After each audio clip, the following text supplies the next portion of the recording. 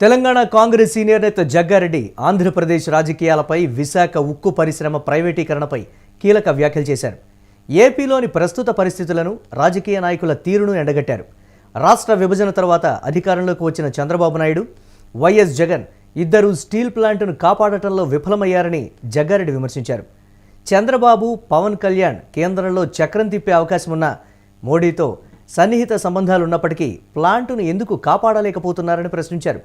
కేవలం ఎన్నికల సమయంలో మాత్రమే సెంటిమెంట్ రాజకీయాలు చేసి అధికారంలోకి వచ్చాక ప్రజలను విస్మరిస్తున్నారని విమర్శించారు. అధికారంలో ఉన్నప్పుడు మోదీతో దోస్తీ చేసిన జగన్ ప్రైవేటీకరణను ఎందుకు ఆపలేకపోయారని నిలదీశారు. ప్రతిపక్షంలో ఉన్నప్పుడు శిబిరాలకు వెళ్లి మద్దతు తెలపడం కేవలం డ్రామా అని కొట్టిపారేశారు.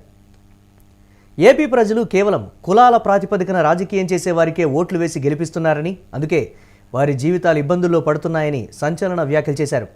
రెండు రాష్ట్రాల మధ్య ఉన్న నీటి ప్రాజెక్టులు, ఇతర సమస్యలపై ఇరు రాష్ట్రాల ముఖ్యమంత్రులు చర్చించుకోవాలని సూచించారు.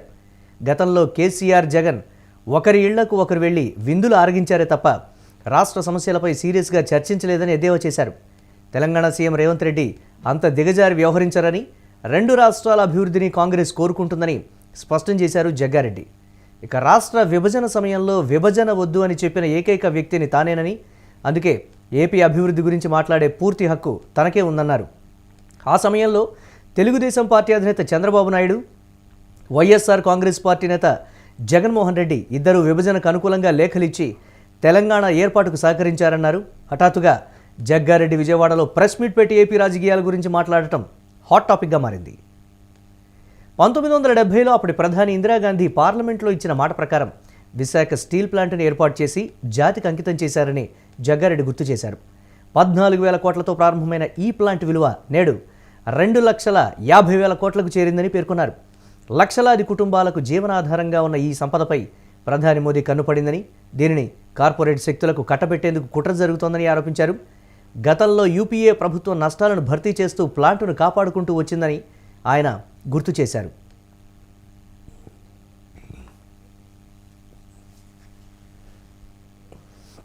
ఈ మధ్యలో మీ డిప్యూటీ సీఎం పవన్ కళ్యాణ్ గారు కూడా పోయిన శిబిరానికి. ఏది వైజాగ్ స్టీల్ ప్లాంట్ కార్మిక ఈయన పోయిండు.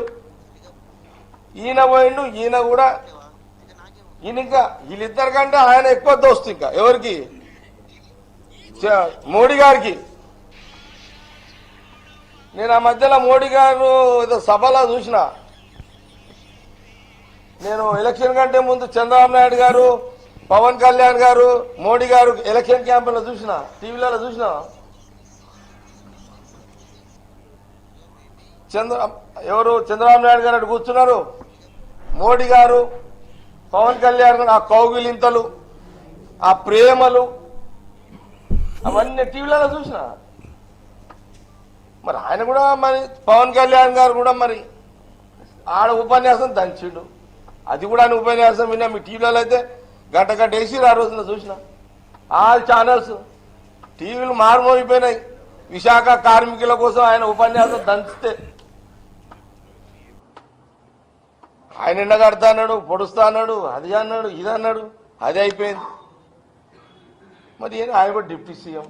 అదే విచిత్రం ఏంటంటే అసలు ఆంధ్రప్రదేశ్ ప్రజలు ఏం ఐక్యంలో ఉన్నారు, ఏం ఆలోచన చేస్తున్నారు? ప్రధానమంత్రి 11 years prime minister, Chandrababu Naidu గారు రెండోసారి ముఖ్యమంత్రి, జగన్ గారు ఒకసారి ముఖ్యమంత్రి, డిప్యూటీ సీఎం పవన్ కళ్యాణ్ గారు.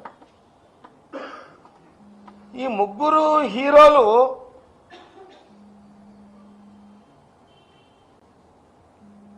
అంటే యాక్టింగా, ఇంత దారుణమైన యాక్టింగా ఇది ఎందుకు గమనిస్తలేరు?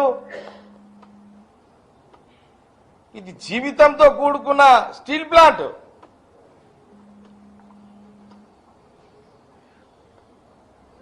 ఇంత అన్యాయం అండి ఇది.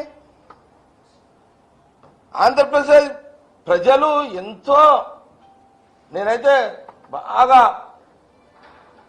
నేనేమి తక్కువ అంచనా వేస్తలేను ఆంధ్రప్రదేశ్ ప్రజలని. అరే ఒక్క మాట సోనియా గాంధీ తెలంగాణ ఆవేదన, తెలంగాణ కాంక్ష, తెలంగాణ రాష్ట్ర విభజన ఒక్క మాట అన్నందుకు సోనియా గాంధీ, రాహుల్ గాంధీ గారు తెలంగాణ రాష్ట్రాన్ని ఇచ్చారు. ఆంధ్రప్రదేశ్ లో రాజకీయంగా నష్టం అవుతుందని తెలిసి కూడా ఇచ్చారు. అది కమిట్మెంట్ అండి, అది కమిట్మెంట్. అది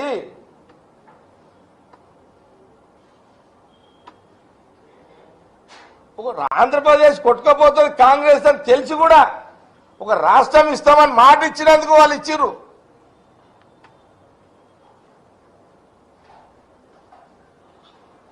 లైవ్ లో విశాఖ స్టీల్ కార్మికులు ఇంకా రోడ్ల మీద కూర్చున్నారు. ముగ్గురు 3 పార్టీల హీరోలు, ఇన్ని పాత్రలు, ఇన్ని నాటకాలు, ఇన్ని మాట, ఇంత అన్యాయం అండి, ఇంత దారుణం అండి. ఈ ఆలోచన ఆంధ్రప్రదేశ్ ప్రజలు ఎందుకు చేసుకుంటలేరు?